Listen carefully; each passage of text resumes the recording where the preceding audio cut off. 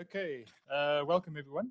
Thank you to those who have entered the chat, sorry, the webinar, the Zoom space early. Appreciate that.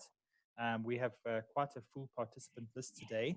I think we're over 60 today. So obviously with the web being a bit stretched, with a lot of people probably working from home or accessing it via their mobile phones, I think it's only fair that we give people some chance to connect and ensure the environment's all up and working. So we anticipate starting at about a few minutes past the hour. I think let's just everybody, as I said, let's just get everybody a chance to connect, and then we'll commence with the introductions, a bit of housekeeping, and then we'll get on with the show. All right, back soon.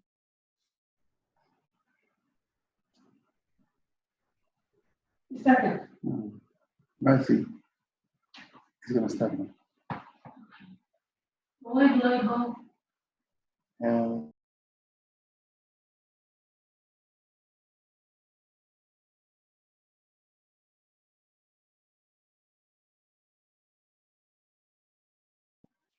Actually,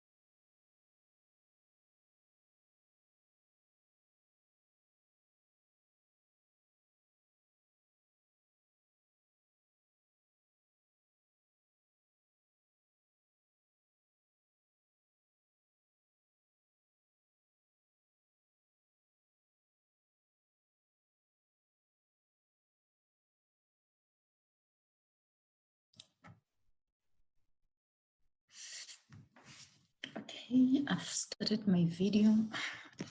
It's way back.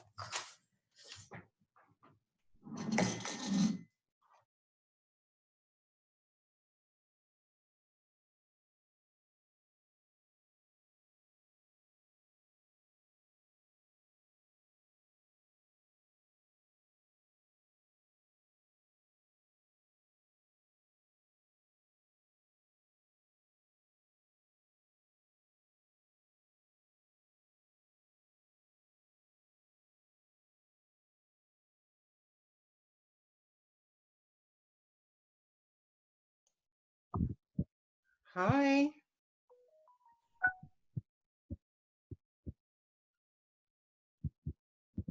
Hello, Marilee.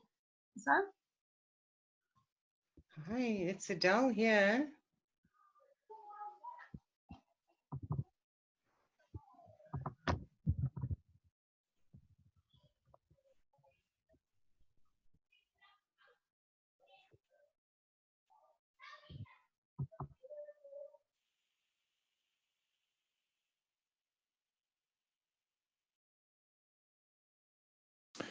Okay, everyone.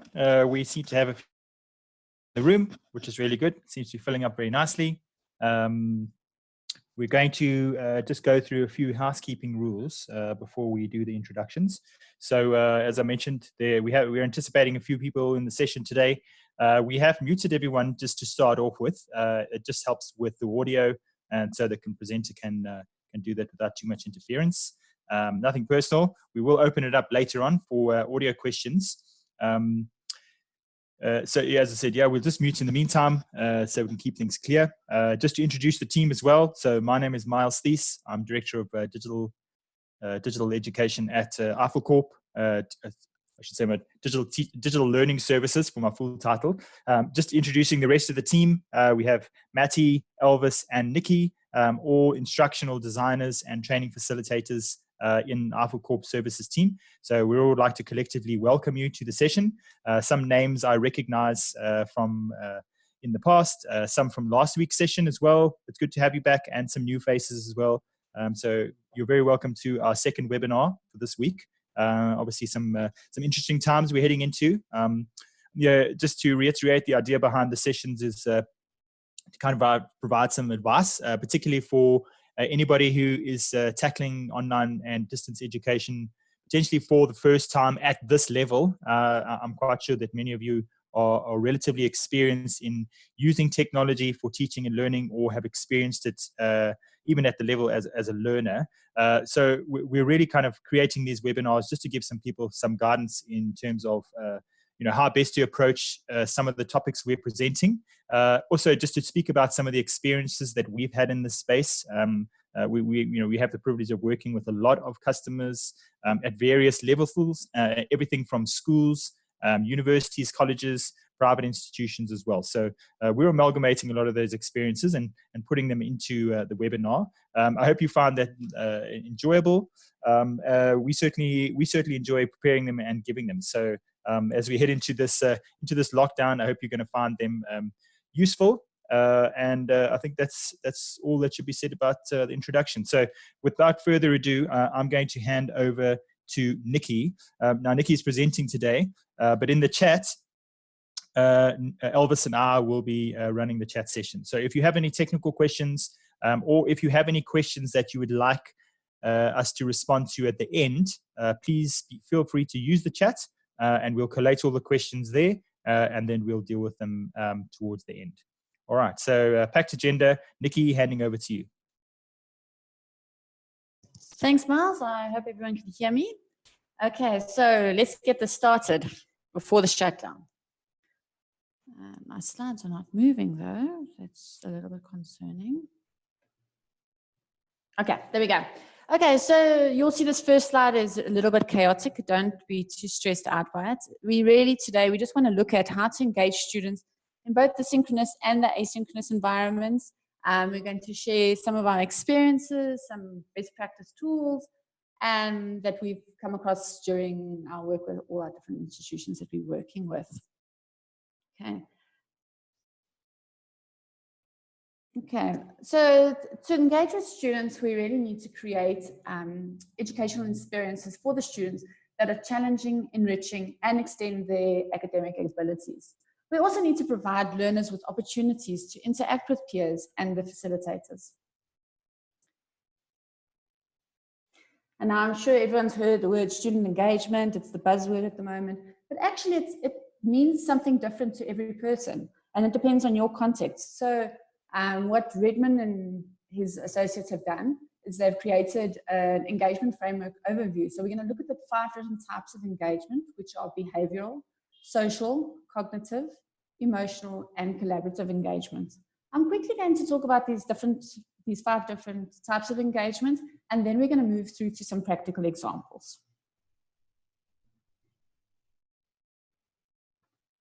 Okay, so the first one is our social engagement. So this is really about creating a sense of belonging and a group cohesion within the learning community. So in terms of developing relationships, establishing trust, this will be not just in academic field, but it might be a bit more of a social standing and relationships as we work through.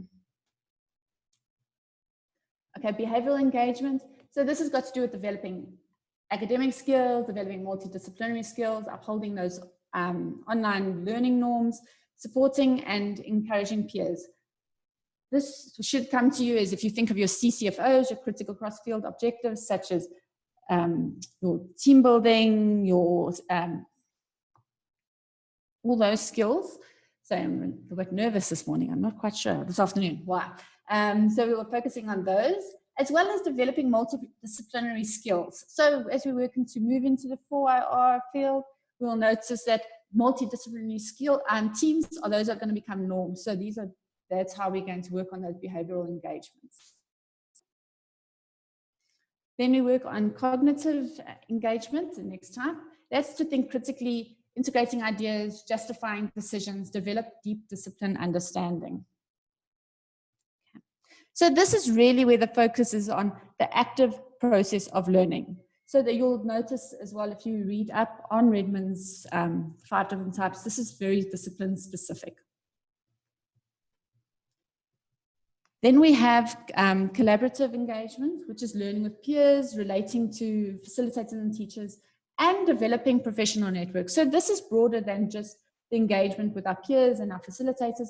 This is especially true for those students that are studying professional degrees, where they will be building those professional and personal networks, which is very useful when entering the workplace. Then finally, on the 5th type, we have the emotional engagement. So this is really the student's emotional reaction to the learning. We will often say this is their attitudes. So managing expectations, articulating assumptions, recognizing motivations, and committing to learning. So this is the question we often get asked: why don't my students participate in discussion forums? I've heard that so many times.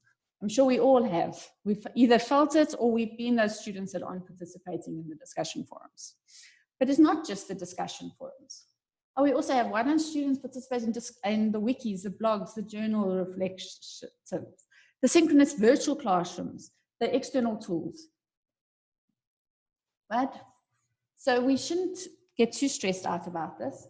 There's lots of different ways that we can try, and we're going to look at them now, the examples of how we can engage our students. Often the lecturers say, if it's not for marks, the students aren't going to do it. But I personally believe that if students can see and feel the benefit, they will participate.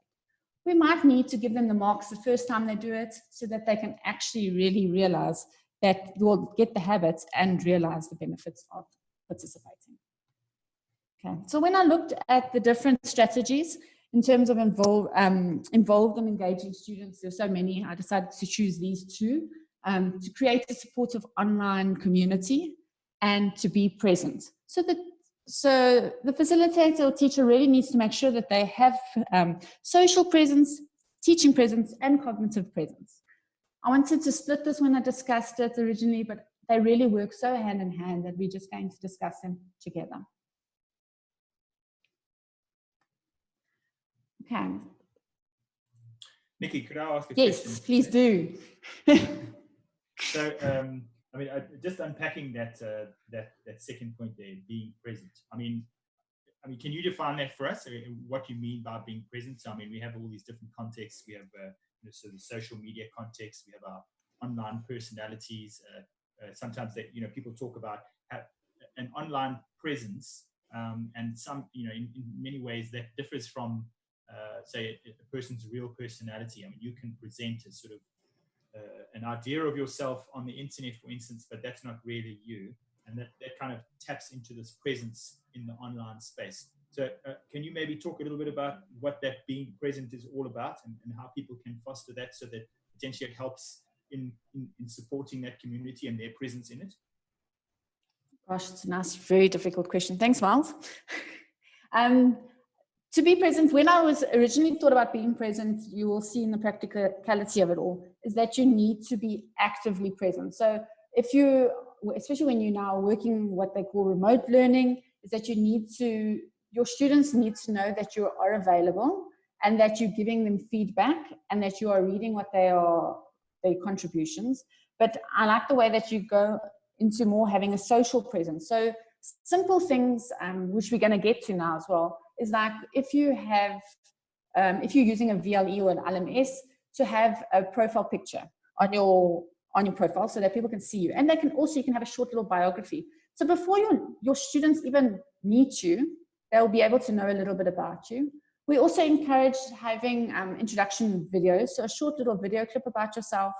We're going to get back onto this. I don't know if I'm really touching everything that you want to add. Miles, do you want to add some more to that? No, good. Carry on. Okay. Okay, and you'll see we're going to touch on it again and you can add some more. Okay, so we know this goal is to that, not just to create engagement between the students and the facilitators, but also amongst the peers, the students themselves. And there's many collaborative and communication tools that we can use for this. And they don't need to just be our institutionals, learning management systems and VRDs. I think we can also try and think about open technologies. And I would like to talk about the use of WhatsApps, especially in our current climate, that we can use to just help our students. Okay, so anyone who's done a course online or a MOOC has seen this good practice where we always launch the class with a personal introduction posting. So this is really, if we were playing chess, we would say the opening move of making sure that we've got a supportive online community. So what we do is we have a get to know each other exercise. I'm sure everyone's done that, where you tell everyone a little bit about yourself. You talk about why you're on the course, maybe your pets' names. They try to make it a little bit more interesting, especially for the students. What I had an experience this year is I'm studying through University of Edinburgh part-time, and they asked as one of the activities, we had to share our learning spaces. So when I saw this, I thought, how awesome is this now in our current climate? Because we have those students that are now all feeling very isolated and alone. And if we were able to do this, just get the students to share a photo of their current classroom, because it might be their bedside table, it might be the kitchen table, it might be a beautiful study. This is a great way to start, just to really have that initial supportive online community to build the start of the build. When I was talking about being present, this is where I wanted to add some things in terms of that as the lecturer, you or the teacher, you really need to start the conversation. So you should be the person who's doing the first posting the first picture. And why would you post it of your wonderful office when you can use this opportunity to share a photo of your laptop in the kitchen? So that you can share that with the students, and that they can also feel that, oh, this is also an adjustment for the lecturer. It's not just an adjustment for the students. Because I'm sure most of us are working from different rooms in our houses or multi-rooms. And you might be sharing the space with your husband or your children. Also, the important thing to do is, and to create this supportive online community, is to monitor and to moderate the discussions, because you know how quickly things can go badly. So you would need to be there. That's what I'm saying. You need to be present. You need to know what's happening, and you need to give feedback. If you find something, the best way to get more people involved is actually give positive feedback on the current students' postings. The second thing I have is that you need to really set clear expectations at the start. So this is where I'm going to ask my team to help me, because they've got a lot of experience with this. But for example, when you need to say that if you're going to give feedback, I will give feedback within 48 hours, but you need to stick to it, because you are setting the example for the learners. So in this regard, you need to let the students know exactly what is expected of them in this environment. So if you need them to post a blog post once a week, you should make it very clear right at the beginning, and then you will say, I'm going to give you feedback on that blog post on Monday mornings. So you need to make sure it's done by Sunday evening. Elvis, Miles, I don't know if you want to add something.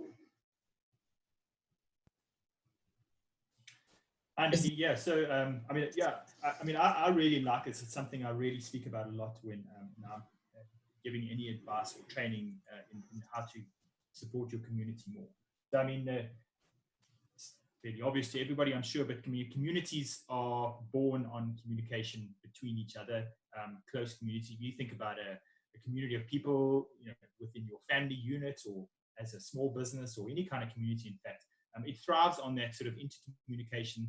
In many cases, sort of the small personal connections as well. So, we shouldn't forget that although we have learners and they're learning within a course and a sort of semi-formalized structure, people are also forming personal connections with each other. They're trying to find ways that they connect with each other, as I said, on a personal level and an interest level. Just like we seek out personal connections in our social life. And as humans, it's incredibly important for us from a learning perspective that we do that, because let's be honest, we are going to learn things from the people that we like and that we feel we are a part of. So if we are part of that, sort of forgiving and giving a learning community, people are going to feel a lot more safe. It also draws people out to participate as well, which is really important. So we shouldn't forget that, again, we're going to experience this in the next 3 weeks, is there's still many learners out there who really haven't embraced the sort of digital learning sort of phenomenon, even though it's been around for many years and they've probably had some experience, but maybe they haven't really actually been forced in many ways to actually develop an online presence and start interacting with fellow students. Maybe they've just used their courses to access content, for instance. So this potentially might be the first time that they really have to start building that interaction with them. So the one thing that I really like, and I really give advice to lecturers in this respect of, in terms of how to create an incentive to continuously monitor your community, be part of it and participate in it, is to create something called a communications contract. Now, contract maybe not really the right word, but it's a nice way of kind of formalizing the way that a lecturer or a trainer or somebody who's facilitating learning in the digital space, what they need to do. And it can be extremely detailed, or it can be kind of a light framework. But as Nikki's already mentioned, it kind of details, when the person needs to be available, how often they spend on time each day, what times they make available to answer questions in a sort of synchronous or live environment. And we're not talking anything even like a Zoom like this. It might just be email or through a chat function. And then what you do is you publish that contract to your learners, your student community, so that they know that at any stage or at the times that you've published, you're available to answer questions. You can moderate in a particular way. You'll be available for them to do that. So it then builds a little bit of structure around that. They become somewhat more confident because they know someone is online and able to respond to them. And again, as Nikki mentioned, by pulling in those that are more confident in thinking about and expressing themselves in the online space, gives you the opportunity to pull out those learners who are potentially a little bit more nervous about expressing themselves. We shouldn't forget that, as I think I mentioned, that some learners don't just take to the space automatically. Yes, we have, particularly within millennials and even younger generations, people that are learning from each other and are happily sharing things in the social media and that sort of thing. But when it comes to actually expressing your thoughts, particularly about an opinion, potentially about a theoretical concept or having an opinion about something, not everybody is going to be as expressive. So creating the rules around that community when you're going to communicate with them gives them a little bit more confidence to do that. Elvis, maybe you want to share something here?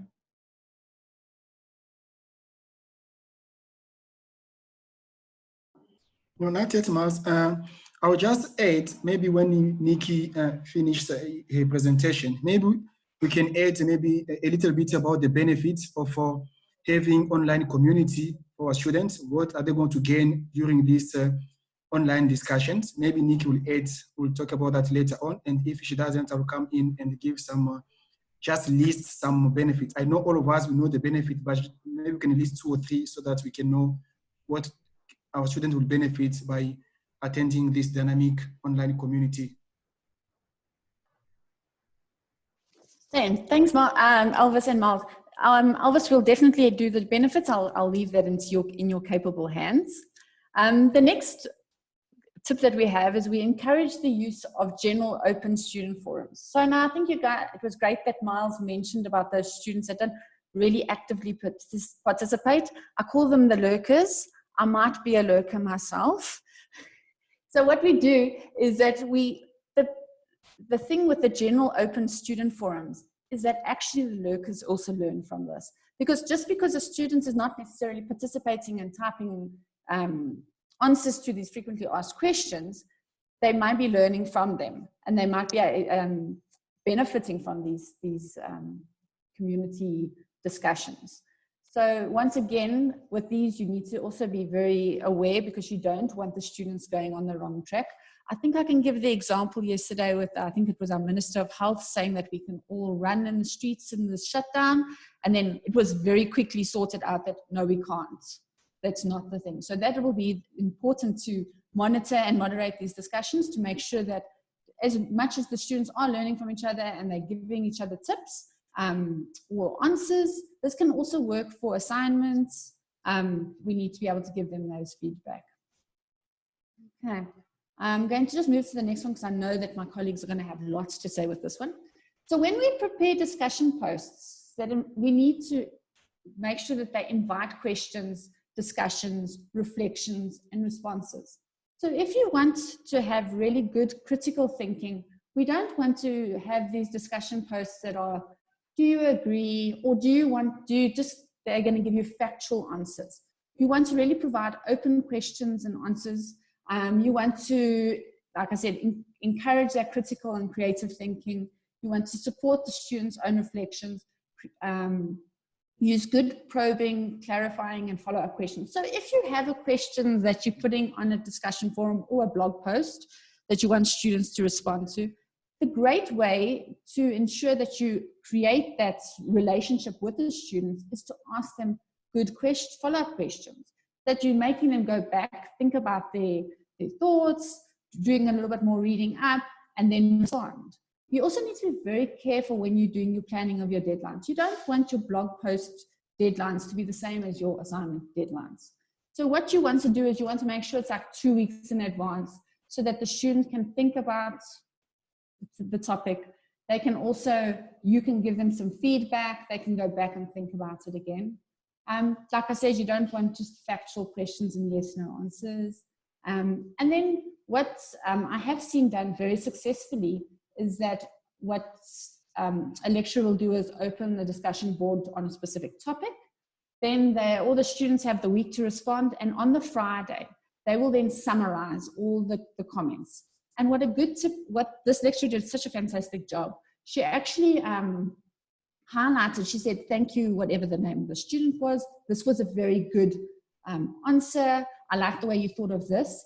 And once again, that positive reinforcement both ensured that student became even more engaged, and secondly, encouraged other students to put their opinions on, because everyone likes a little bit of praise now and then.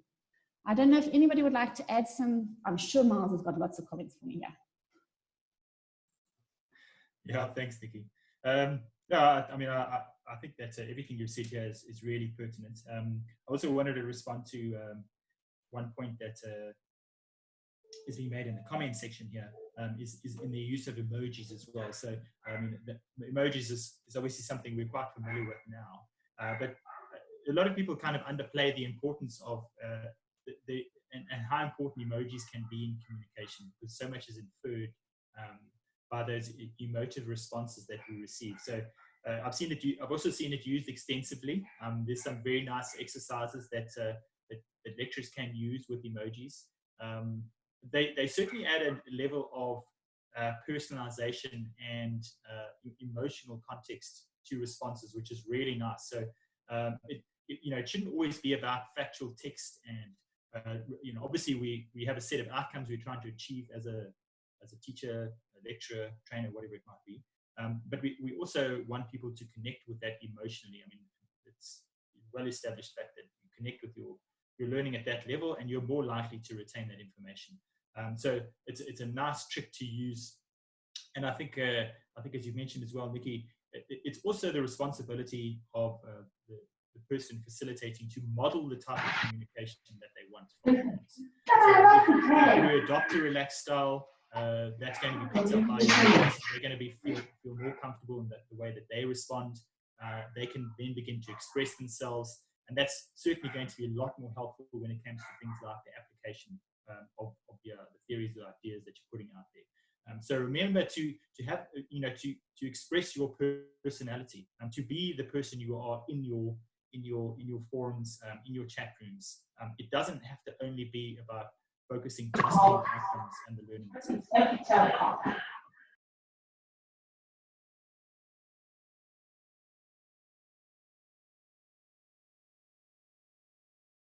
Thanks, Miles. Just a reminder to, if everyone can just keep their mics muted just for the time being, we will open the session a little bit later. Another thing I just thought I'd mention here is reflective learning. So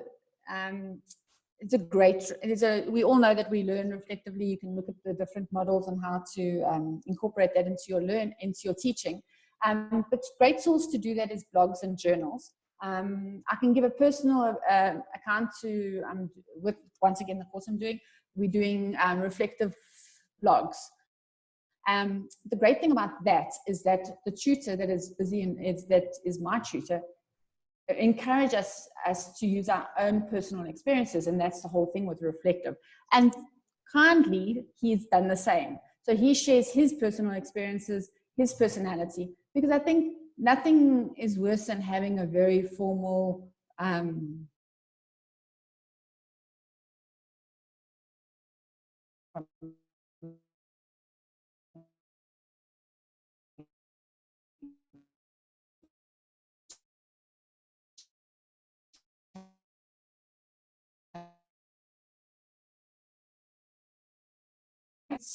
and the UNISA, where they gave audio feedback to the engineering students.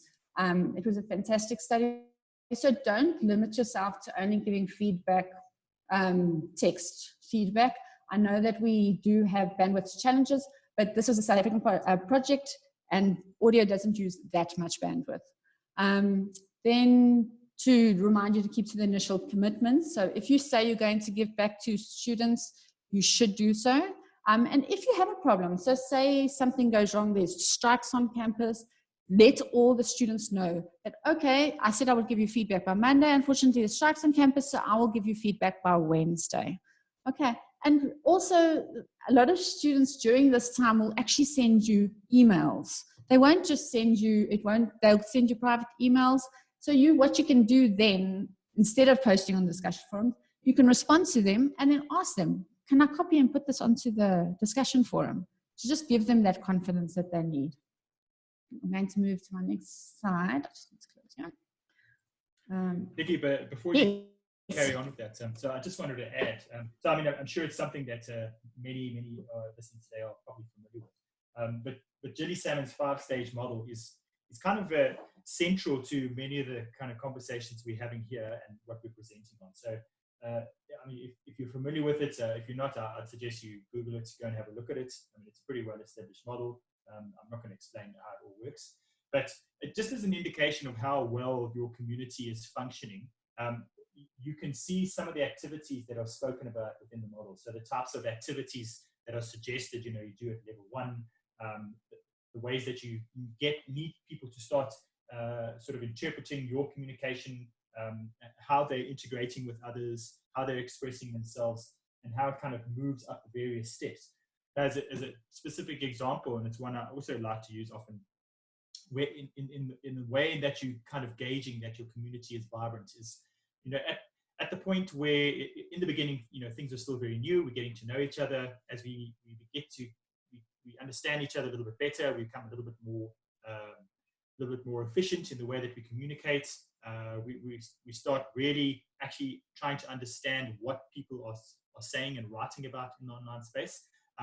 to the point where eventually is, if we're really getting this right, then, technical challenges, which typically happen, the LMS goes down, the internet is not working, or any other number of challenges. Those types of things become kind of secondary to the strength that the community starts to show. So, for instance, in my case, I was working with a new doctorate program. It involved many people across the African continent. I think at one stage, it was quite a difficult program. There was a series of steps that these students needed to get through in order to get their work published. And this was actually the facilitator's way of kind of weeding out those that were serious about the program. So the final number was 35.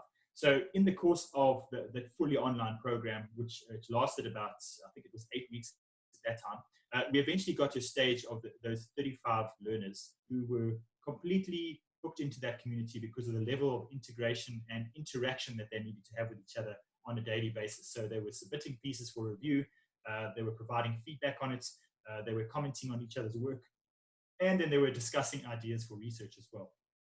And by the time they got to the end of that 8 weeks, we had a technical issue where the LMS had to be changed over from one to the other.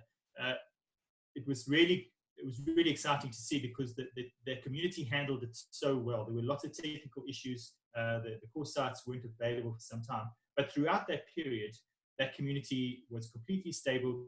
They continued onto another platform, which they found themselves. They continued with the interaction and then seamlessly moved back into the LMS space after that. And it was as if nothing had really happened. So they really, obviously a very disciplined group and community, as PhD students, as you would think they would be.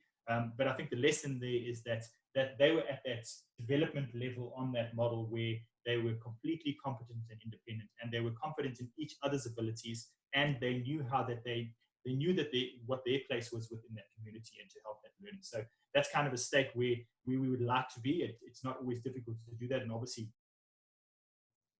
technological challenges, can sit in that space. And I mean, with all of us being educators in South Africa, we're aware of a lot of those challenges. But I think it's good to have a realistic thing to aim for in order for us to know how well is my community function and where is it that I should be aiming for if I'm really trying to create a very strong learning community. Thanks, Miles. Wow, that sounds like a fantastic project. Sorry, Nikki. Yeah, no problem, Alvis. I just want to add, regarding native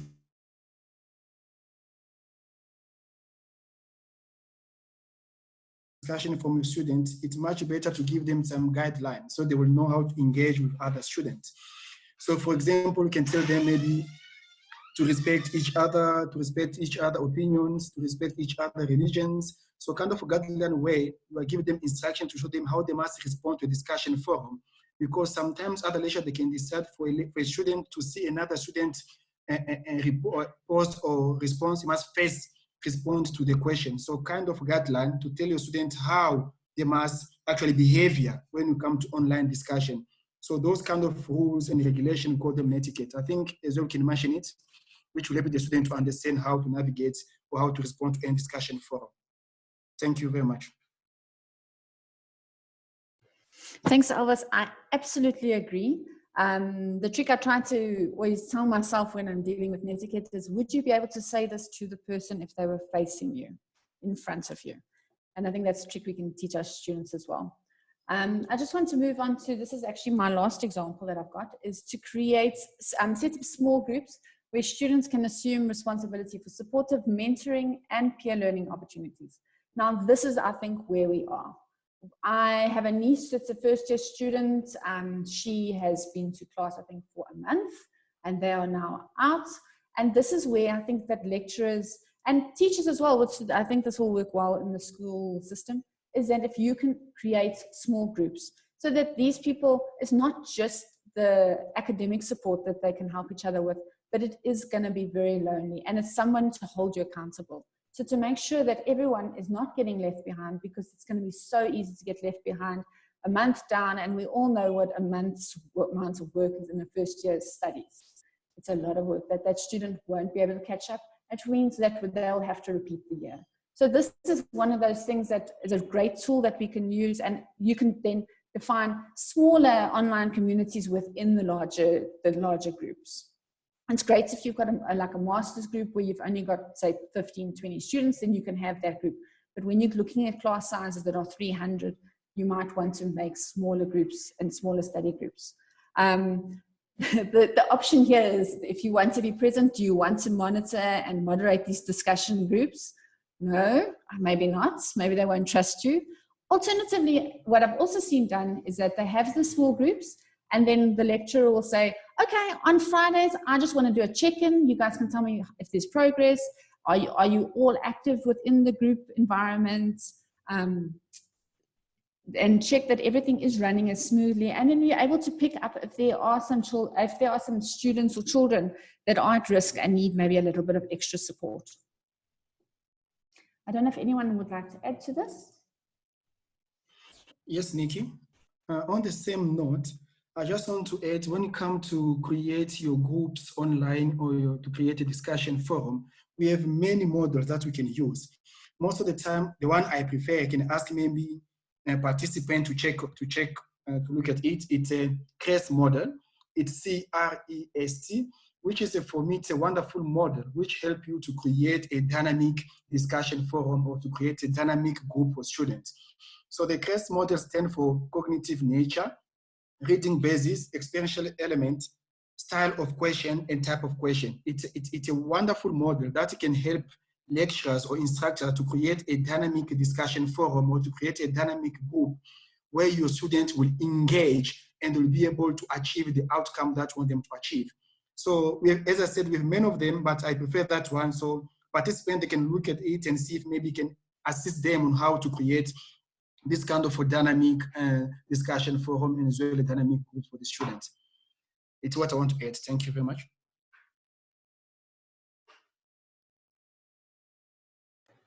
Thank you, Elvis. Yeah, that really does sound interesting. I personally will also be looking up about the CREST model.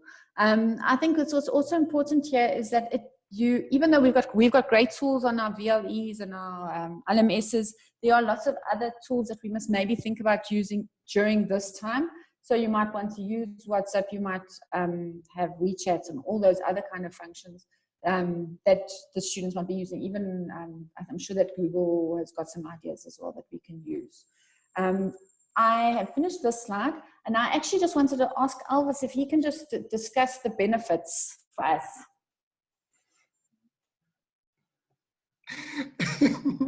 Thank you. Okay, as I said, we have many benefits by using discussion forum, and all of us we know because we have many authors who maybe mention a lot of those benefits. So I'm going to list maybe 2 or 3. The first one that comes to my mind is about to make our students to be independent thinkers. So what will happen once we put our students into group in discussion forum, they're going to sit and they're going to discuss together. So it's going to enable them, going to make them able to be able to express themselves, to think and to come up with ideas. Can be among those ones. I can think about critical thinking, especially when we're using a CREST model. CREST model, when it comes to type of questions, you as the lecturers, you must understand what you want to achieve and what type of question do you give to your students. So they must go first and read, and after reading, they can engage into your discussion forum. So those kind of questions, those kind of activities, they help your students to move from being a passive student to an active student where they can think critically and they can express themselves. And another one, Nick, you mentioned as well, it's about social environment. Once we put our students into groups, into discussion forum, it's not only about to give the response to the question, as well it allows them to connect socially so they can know each other, and it can help them as well to change their behavior. They can be able to know how can you interact with your colleague or your classmate, how can you interact among each other, and so on. So those are type of benefits that we can have once we create a discussion forum. As I said earlier, we have many of them. Those just 3 just came to my mind and just mentioned those. And I know our participants, they know that we have many type of benefits by putting our students into group, and especially when they have to attend a dynamic discussion forum. Thank you very much.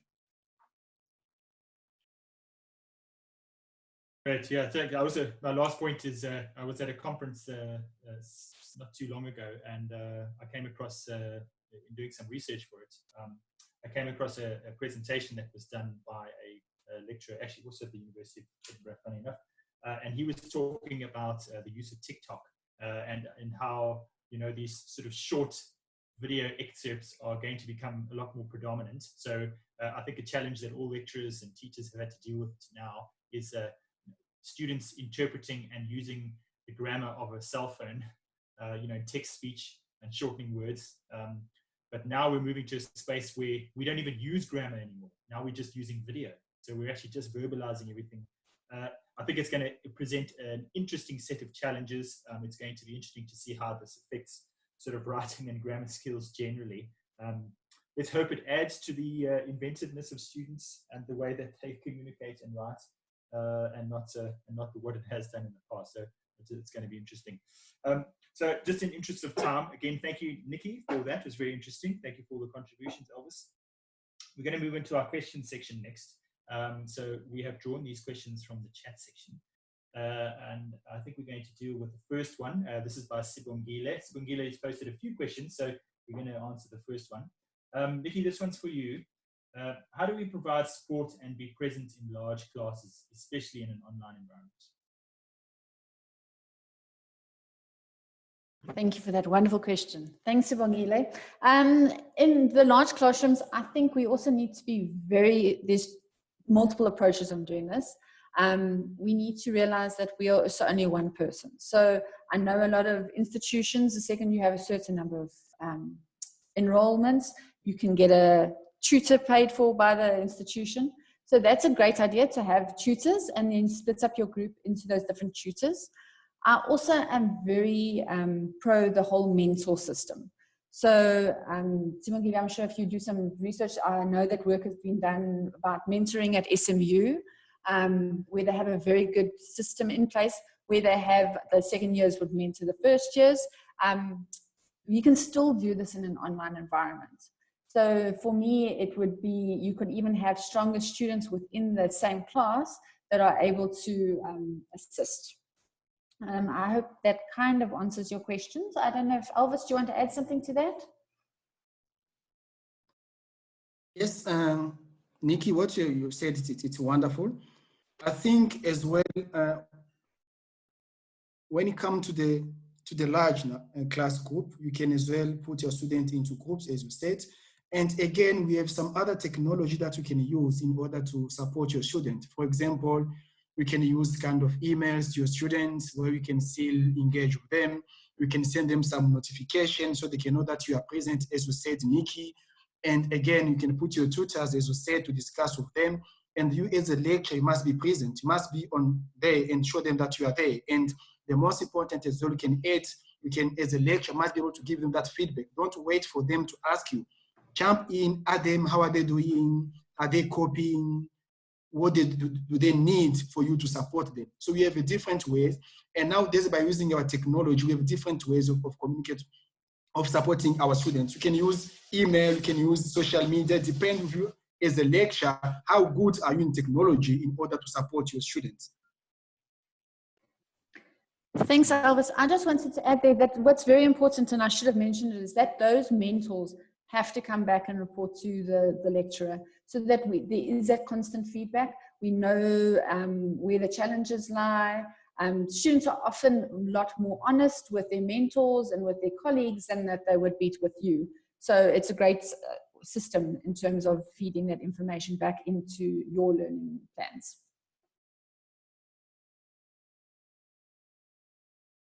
Thanks, Nikki. All right, we're going to move on to the next question. Also from Sibongile. How do we introduce students to Padlet/Lino when they've never used it before? Well, it was very easy for me, but I can't say that because I might be more technologically advanced or predisposed to it than other students. To be honest, Lino and Padlet were very easy. But there's also, I think it's very important whenever you're introducing a new tool is to make sure that you've got very clear instructions. So those students that are able to use it without any issues will quickly use it, but the instructions are there for those students that want to have a look at how to use it properly. And I love YouTube. YouTube, there's always a video somewhere that somebody has made saying, this is the step-by-step how to do video. So you can assist them by putting this extra information in whenever you're putting a new tool, clear instructions and a how-to video. And as well, I think as the lecturers, we need to be creative here, and especially if you want to introduce a new tool for students. Why not, for example, before they can start using it, why not just ask your students, there's a new tool here and you're going to use it next week, go and do your own research, and when we come back, let's do a presentation in our face-to-face classroom. So I promise you'll be surprised. They will go and do research and they will come and they'll do wonderful presentation. We always think that our students, they can't do, but if you give them the opportunity to go and do, they always do wonderful. So just be creative. Before they can start using it, give them a kind of an assignment. Ask them to go and read, go to YouTube, read about the specific tool, and come back in a face-to-face classroom or wherever, let's present it. And after that, now you as a lecturer, you can judge if now they're ready for them to use it. And as well, you as a lecturer, after the presentation, maybe you can show them how to use it by using your tablet. I know in our face-to-face classroom, in some venues, we do have a projector. You can connect your computer to a projector and you can show them how to use the tool. And for that moment, you can engage with them and make sure that they are ready for them to use it in your discussion forum. I think the matter of being creative as a lecturer and allow our students to go and explore more. Thank you very much. Thanks, Great, Alvis. thanks, I Alvis. agree. I think the students will probably teach us a thing or two about those tools. Absolutely. Sorry, Nikki. And then I think we have time for one more question, also from Sibongile, very active today. How do you encourage silent learners to participate? And in brackets, social loafing. I think we could do a whole webinar on that one. Can you repeat the question, Miles, please? Apologies if it wasn't clear. How do we encourage silent learners to participate? And in brackets, we have social loafing.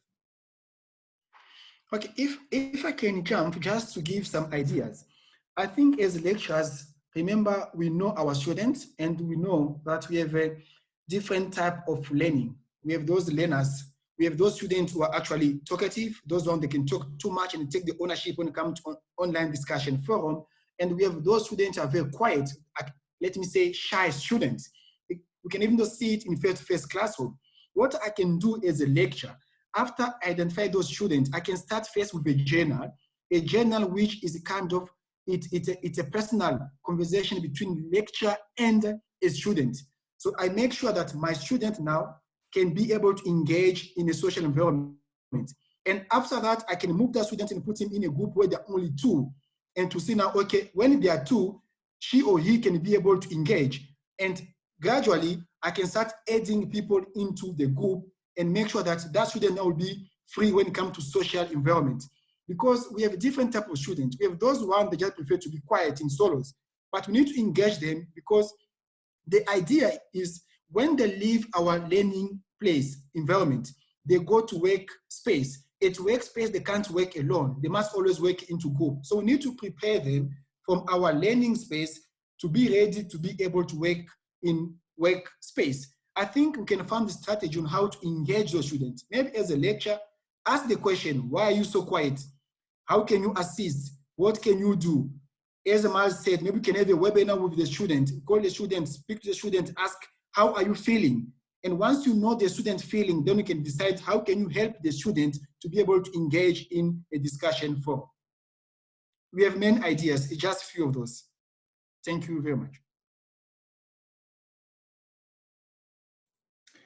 Excellent. Okay, so moving on to the next section. I suppose this is the first time we're really talking about it. We have been planning for some time to do this, and obviously webinars like this is one of those forms. But we've also been working on a number of mediums as to how we can kind of share our advice, the stuff that we've learned in the work that we do.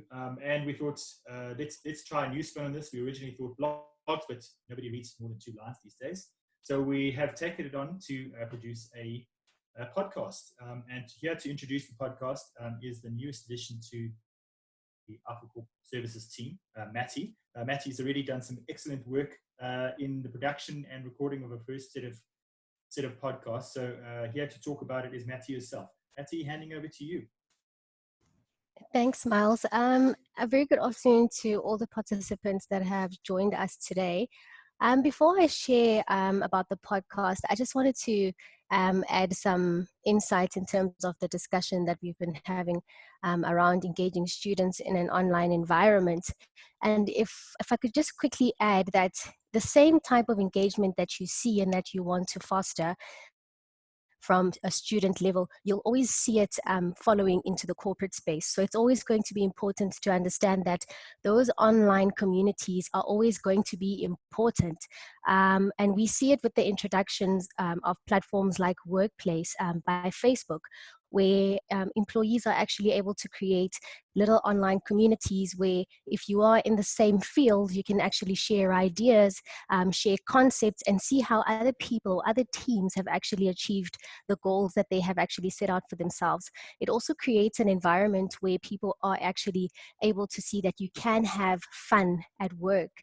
It promotes concepts such as icebreakers that are introduced before you have your morning huddles to maybe engage with your staff to find out how yesterday was and what we have prepared for the day ahead. So it's always going to be important, because if we look at how the world is revolutionizing itself, and what's going to become pertinent sticks out like a sore thumb, which is technology. So once we can actually embed that from student level, going into the corporate space, it's going to be so much easier, because now you know the actual impact that real-time communication has, that people have an actual sense of belonging. So people can actually create little social groups where like-minded people can meet and share a set of skills or knowledge or basic concepts that actually help departments. And ultimately, you will see that the vision of that actual organization is likely to be met when people understand how they can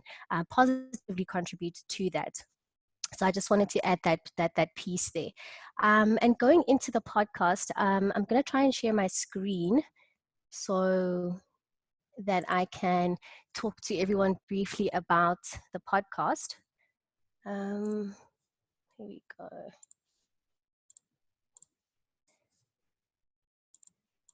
Sure, here we go. Okay, I don't know if everyone can see it. Yep, thanks. Okay, so just to give everyone a brief introduction, our podcast channel is called The Blue Couch, and I just want to talk you through briefly why it exists. So firstly, The Blue Couch promotes collaboration. So we want to create a culture of team collaboration where we are able to actually share knowledge, not just as internal staff members, but with people around us and people that are actually listening to the podcast that can contribute and share ideas that have worked in the past, or potential ideas that could work for something that we're trying to solution for. One of the things that we're actually passionate about is innovation. So we would like to create a room for ideas to be shared and to be discussed. We want to foster a culture where we are allowing people to create solutions that are formidable, that are viable, and that could be shared not just with our organization, but shared as widely as possible, so people can actually understand that when you have people with different skill sets, different perspectives, we come together to be able to collaborate and create something that's actually beneficial, not just for one organization, not just for an individual, but you'll see it being impactful from a holistic point of view.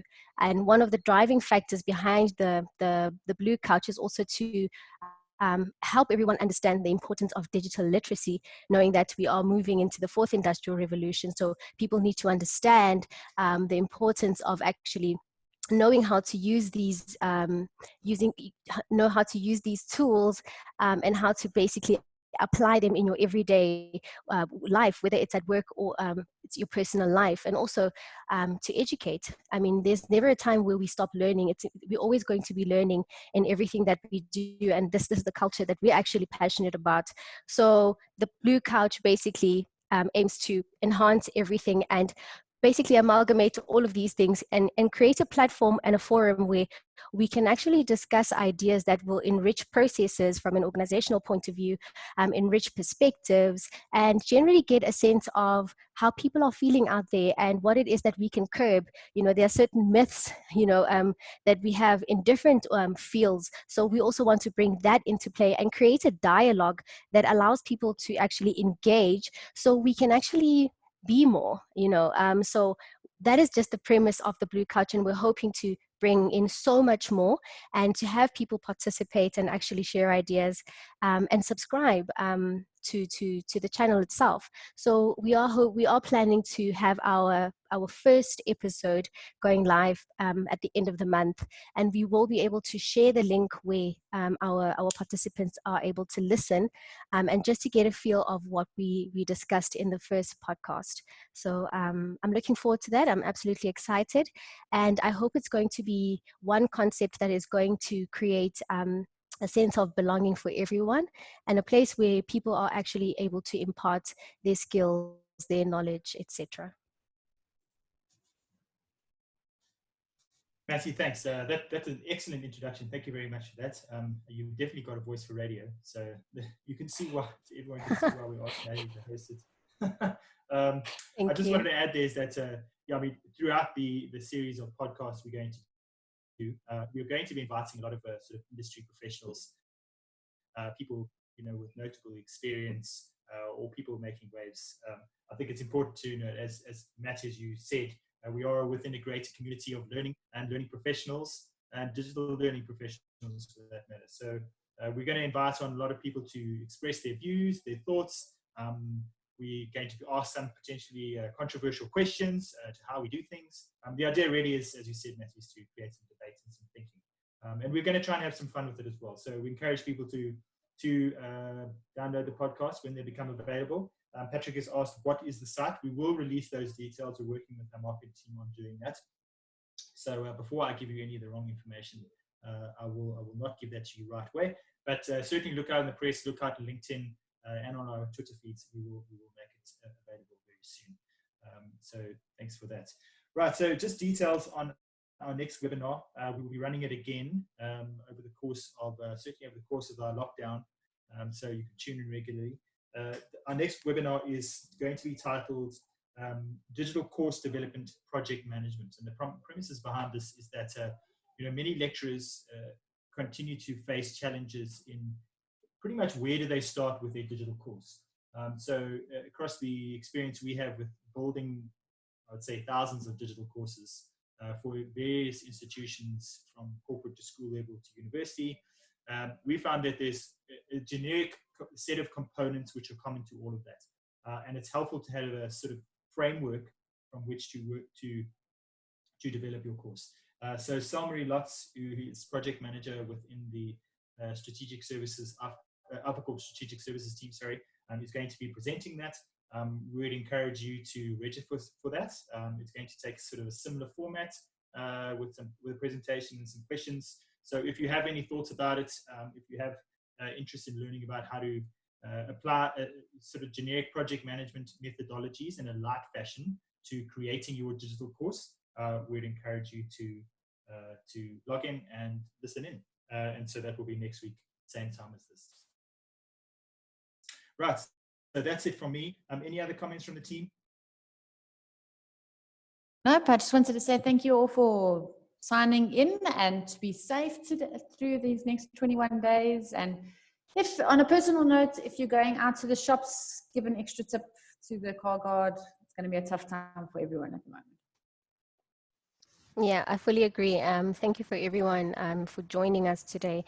For me personally, this was very informative, and I think everyone else can share the same sentiments. And yeah, everybody should stay safe, and let's hope we will all get through this stronger together. Excellent. Thanks all. A copy of the recording will be sent out as well. So if you wanted to reference anything in it, please just look out for that. Great. Thank you very much. Bye.